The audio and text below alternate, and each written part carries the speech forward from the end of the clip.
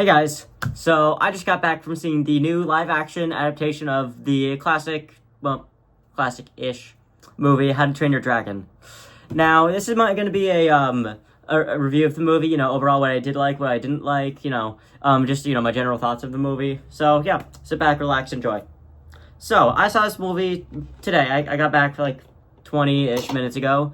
And I gotta tell you, this movie actually really did a great job at bringing the movie, the classic movie, into live action, with the dragon CGI and stuff, and, the characters, the cast did a great job.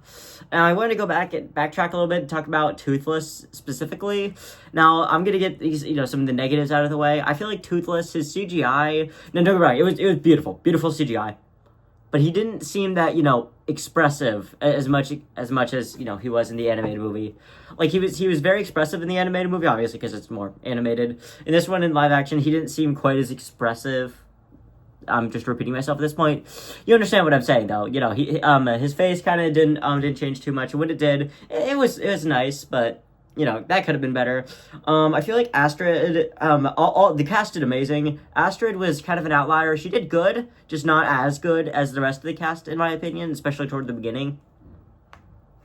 Also, the annoying side characters, yeah, I'm very glad that they aren't as annoying, in this one, because, in the first movie, obviously, the worst part about the movie is the annoying side characters, oh boy, the two twins can't stop arguing with each other. Wow, how funny. The big fat guy, he knows everything, and he's a goofy guy, right? Let's all bully him. And there's the guy who's in love with Astrid and tries to act cool. Wow, look at him, he's so cool. And then there's Astrid and Hiccup, which are actually really good characters. I don't really like those side characters at all. I don't even remember their names, to be honest. But yeah, they were a lot less annoying. I feel like they improved on their characters in this movie. But yeah, also, I want to talk about, probably my favorite part of the movie, Stoic. Obviously, Hiccup's dad, played by the same actor as he was in the animated movies. And he does a phenomenal job. In this movie, they did make a couple changes, with his character. He definitely, well, not changes, I would say, but, they give a lot more context to his character. You can really tell in one scene specifically that he is a great leader. He controls, he's basically the mayor of, their island, Burke, I believe it's called. I forget. But yeah, you can tell this guy is a leader. He is just a great leader. In this movie, he can get all the Vikings hyped up and stuff. He's great at doing that. And I did like that. Also, he did seem genuinely, angry when Hiccup, betrayed him, had, the pet dragon, Toothless, which, he did in the animated one, but man, it knocked it out of the park here. Now, obviously, there are more negatives, which, honestly, I can't remember right now, but, Anyway, time to talk about nothing but positives. Oh my gosh, this movie cooked. I've said that already, but whatever. Anyway, out of all the live-action adaptations, in the past, a decade or so, few years, with all the Disney live-action remakes, all the animated live-action, movies animated brought to live-action, I feel like that this is by far the greatest live-action adaptation, remake, ever.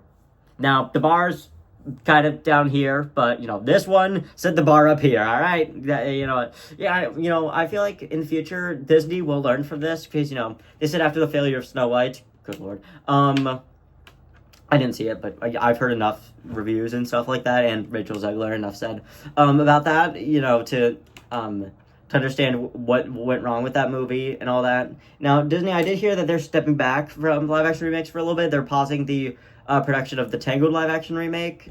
So hopefully, and Hercules as well, I believe. So hopefully they will learn to make it more faithful adaptation, not change stuff for the sake of, inclusion and stuff. But, it's always great. I like it when a movie does include, minorities and stuff. But at the same time, it doesn't need to really change the character, It could just be a good casting, So, yeah, I do hope that with Disney, they will learn from this movie and Snow White's failure. However, Lilo and Stitch obviously it's gonna cross $1 billion very, very soon. I know it. I reviewed it. Go check out my review. It's on my channel somewhere. Long story short, it was okay. It was okay. It was fine. The first two acts were, fairly similar, but then the third act, it definitely changed quite a bit. But anyway, this movie, it's different because, you know, everything is almost exactly the same, which kind of leads to a problem. There's no really point in remaking it if they're not going to change, you know, a few stuff here and there. Which, I mean, they did, but, like, you know, I don't feel like enough to justify it as a new live-action remake, you know? Like, don't get me wrong, I do like how they kept it very, very faithful, but at the same time, like, what was the point? Because, like, if you want to watch How to Train Your Dragon, go watch the animated one. It's a little bit better. And just wait for the live-action one to come to streaming eventually. Now, don't get me wrong. If you're a big fan of the How to Train Your Dragon movies, the animated ones, you will absolutely love this movie. Kind of like I did.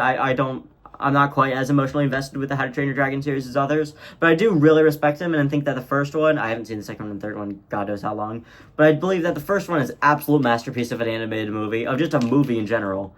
And I feel like this one did do a good job of capturing the magic. However, one more negative, probably my final negative, is like some of the parts in the first movie where, like, you know, it would cut to, you know, someone talking, then mid-sentence it'd cut to somewhere else.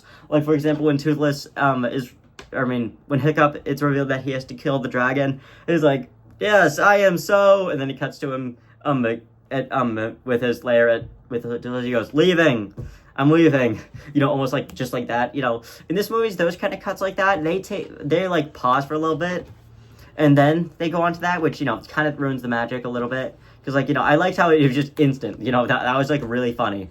But yeah, honestly, that's all I have in terms of negatives, and yeah, my review is almost complete.